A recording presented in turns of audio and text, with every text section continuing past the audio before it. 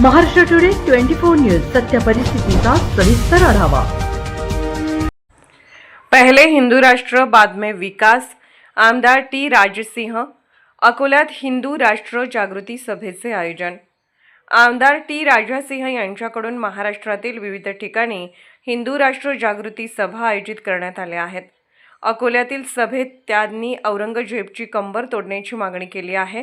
तेलंगणातील आमदार टी राजसिंह यांच्याकडून महाराष्ट्रातील विविध ठिकाणी हिंदू राष्ट्र जागृती सभा आयोजित करण्यात आल्या आहेत। या सभांमध्ये हिंदुत्व, लव जिहाद आणि हिंदू राष्ट्र स्थापनेबाबत ते आपली भूमिका मांडत आहेत।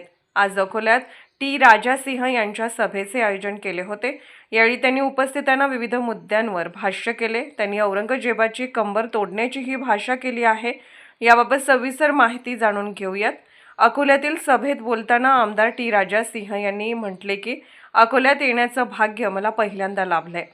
महाराष्ट्रामध्ये हिंदुत्ववादी भगवाधारी सरकार असूनही सभा घेण्यासाठी कोर्टाची मदत घ्यावी लागते, हे दुर्दैव आहे, असं म्हणत राजसिंह यांनी राज्यातील भाजप सरकारवर टीका केली आहे। मी शिवराय आणि संभाजीराजांचा मावळा आहे।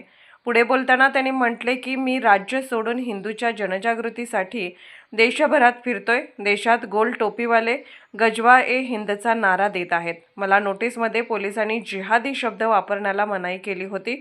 मला यावेळी बाळासाहेब ठाकरे यांची आठवण येते।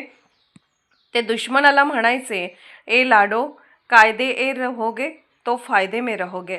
तेलंगणात माझ्यावर अनेक गुन्हे दाखल, मात्र मी कुणाला घाबरत नाही, कारण मी शिवराय आणि संभाजीराजांचा मावळा आहे।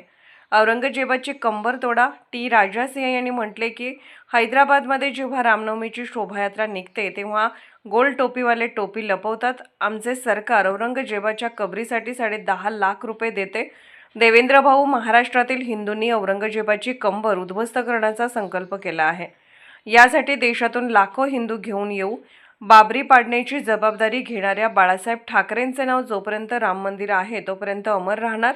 औरंगजेबची कंबर तोडून स्वतःचे नाव अमर करा। गोहत्येचे पाप 7 जन्म फिटत नाही। आमदार राजसिंह यांनी आपल्या भाषणात पुढे म्हटले की गोल टोपीवाले तुम्हाला मत देणार नाहीत। महाराष्ट्रातील अनेक किल्ल्यांवर जिहाद्यांचे अतिक्रमण आहे, हे पुरातत्व विभागाला दिसत नाही का? या किल्ल्यांवर लँड जिहाद सुरू आहे। जे नेते गोहत्या बघून शांत राहतात ते महापापी आहेत। गोहत्येचे पाप 7 जन्म फिटत नाही। तेलंगणात गोहत्या थांबवण्यासाठी मोठे कष्ट घ्यावे लागतात। अकोला महापालिका स्थायी समिती सभागृहाला टिपू सुलतान नाव कसे? या सभागृहाचे नाव छत्रपती संभाजी महाराज करा। आपल्या भाषणाच्या शेवटी राजसिंह यांनी म्हटले की आम्हाला विकास नको, रस्ते नको, पण देशाला हिंदू राष्ट्र घोषित करा। 2 पेक्षा अधिक लेकरं होऊ देणाऱ्यांना लाथ मारून देशाबाहेर हाकला। त्यांना सरकारी योजनांचा लाभ देऊ नका। संसदेत खासदारांना मजा करायला पाठवले नाही, तुम्हाला देशाला हिंदू राष्ट्र करण्यासाठी पाठवले आहे। महाराष्ट्र टुडे मराठीसाठी ब्युरो रिपोर्ट संजय दास, अकोला। लेकिन मोदी जी, हम आपको उस सीट से उतरने नहीं देंगे। मोदी जी, हिंदुओं ने आपको प्रधानमंत्री इसीलिए बनाया कि भारत को हिंदू राष्ट्र घोषित करे, इसलिए हिंदुओं ने आपको प्रधानमंत्री बनाया। मोदी जी, आपको हिंदुओं ने गौ माता को राज्य माता का दर्जा दिला है, इसलिए आपको प्रधानमंत्री बनाया। मोदी जी, आपको हिंदुओं ने भारत में हम दो हमारे दो, तो इन सुवर्ण बच्चों के भी 2 ही होना चाहिए। जनसंख्या निरंतर पर कानून बने, इसलिए आपको प्रधानमंत्री बनाया।